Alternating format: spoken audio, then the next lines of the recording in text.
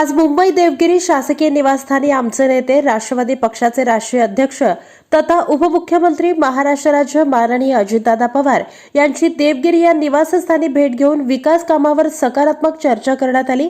आमचे नेते राष्ट्रवादी पक्षाचे प्रदेशाध्यक्ष तथा खासदार सुनील तटकरे साहेब यांची कबड्डी फेडरेशनच्या उपाध्यक्षपदी बिनविरोध निवड झाल्याबद्दल त्यांची मुंबई येथील राष्ट्रवादी पक्ष कार्यालय या ठिकाणी भेटून शुभेच्छा देताना राष्ट्रवादी गटनेते तथा महाराष्ट्र प्रदेश उपाध्यक्ष माननीय किसन भाऊ जाधव यावेळी उपस्थित राष्ट्रवादी पक्षाचे प्रदेश सरचिटणीस माननीय शिवाजीराव गर्जे साहेब सदर प्रसंगी पक्ष संघटनेबाबत सविस्तर चर्चा करण्यात आली। तसेच वैद्यकीय शिक्षण मंत्री माननीय नामदार हसन मुश्रीफ साहेब यांची भेट घेऊन विविध विषयांवर चर्चा करण्यात आली।